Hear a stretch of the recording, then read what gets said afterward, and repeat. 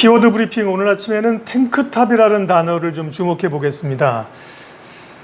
탱크탑 우려가 증폭되고 있습니다. 국제유가가 급반등 이후에 다시 급락하면서 나타나는 단어인데요. 탱크탑이란 이제 원유 시설이 꽉 차서 몇 달간 글로벌 원유 저장 탱크가 더 이상 원유를 받을 수 없는 이 원유 저장 탱크를 얘기합니다. 탱크가 위까지 꽉 차 있는 상태를 얘기합니다. 오펙이 지난번에 오펙 플러스에서 감산 합의를 했잖아요. 하루 970만 배를 감산하기로 했는데 이게 5월부터 시작된다는 겁니다. 그러니까 지금까지 생산되고 있는 것은 계속해서 이전의 생산량이 나오고 있고 이게 어딘가는 저장이 돼야 된다는 건데요.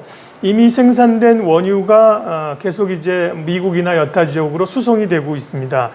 미국 LA 앞바다에 보면 원유를 가득 채운 이 초대형 유조선들이 20여 척이 떠 있는 그런 사진들을 보신 적이 있습니다. 소위 이제 무작정 정박이라고 하는 건데요.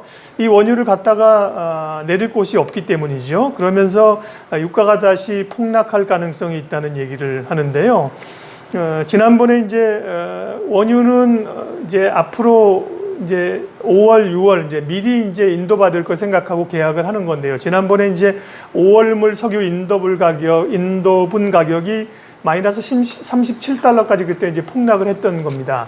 그러면서 이후에 좀 회복이 빠르게 됐기 때문에 그런 사태는 더 이상 나타나지 않겠구나라고 기대를 하고 있는데 지금 이제 헤지펀드나 글로벌 투자하는 분들 얘기를 보면 6월물에서 다시 그런 폭락 사태가 나올 수 있다고 경고를 하네요.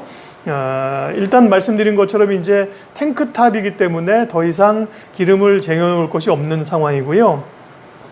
그 원유를 기초 자산으로 한 ETF들이 뭐 우리나라뿐만 아니라 미국에도 굉장히 많거든요. 우리는 원유 ETF가 뭐 롤오버 비용이나 이런 게 또 많이 있었고요. 그리고 뭐 ETN은 지금 투자했다가 뭐 난리가 난 상황들인데 미국에도 ETF를 이런 원유를 추종해서 ETF를 만들어 놓은 것이 많습니다. 대표적인 것이 이제 원유 선물 상장 지수 펀드인 US 오일 펀드라는 건데요.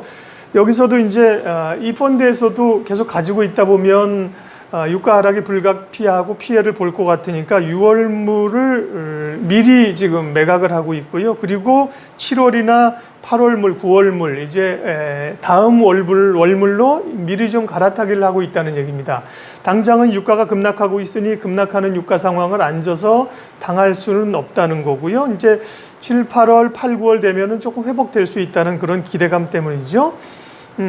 그러니까 이제 이런 대규모 ETF들이 이 6월물을 파니까 6월물 가격이 떨어질 것이고 헤지 펀드들은 그걸 또 이용해 가지고 아니 얘들이 그러면 팔고 있잖아 그러면 더 선물 가격은 원유 가격은 더 떨어지겠네 해서 하락 베팅하고 이러면서 더 떨어진다는 겁니다. 이 헤지 펀드들이 정말 뭐 어디 여기저기 다 교란을 시키고 있는 상황인데요. 그러면서 다시 마이너스 유가를 6월물에서 기록할 수 있다라는 얘기들이 나오고 있는 상황이고요. 월가에서는 지금 그런 얘기들이 뭐 좀 파다하게 퍼져 있는 상황입니다.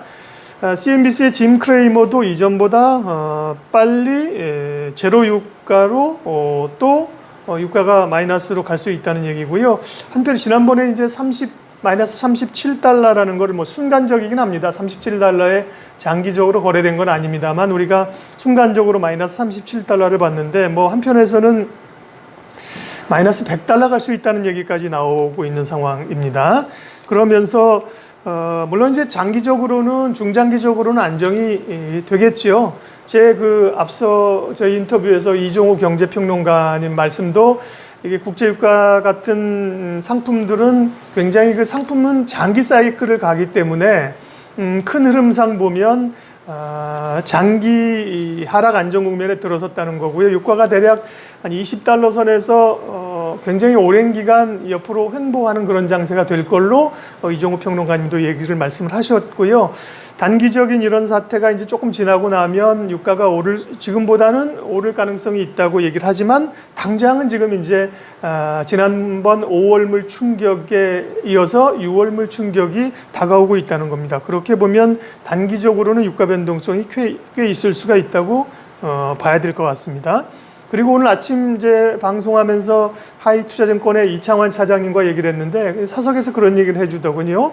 아니 그러면 이 석유 저장 탱크를 지으면 될 거 아닌가라고 생각을 할 수가 있겠죠. 그런데 이 원유를 보관하는 석유 탱크 자체가 간단하게 우리로 얘기하면 창고만 지어서는 또 안 된다네요. 이게 엉기기 때문에요.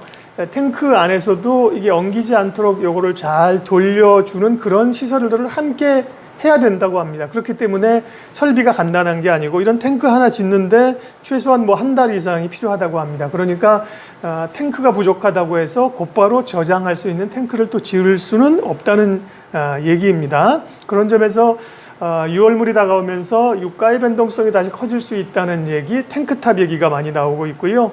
그렇지만 우리가 이제 모든 사태가 그렇듯이 한번 경험하고 나면 이제 경험치들이 좀 생기지 않습니까? 마이너스 유가라는 걸 우리가 사상 초유로 처음에 당면에서 봤지만 이제는 그런 일도 이제 선물 때문에 일어났다는 걸 우리가 알고 있고 그게 이제 굉장히 일시적이라는 걸 알고 있기 때문에 이전만한 충격은 그렇게 크지는 않을 걸로 보이죠. 다만 유가의 변동성이 안정적으로 간다기보다는 상당히 단기적으로 변동성이 있을 수 있다는 얘기 생각해 보면 좋겠습니다. 오늘 키워드로 보는 브리핑, 키워드 브리핑 탱크탑이란 단어에 대해서 살펴봤습니다.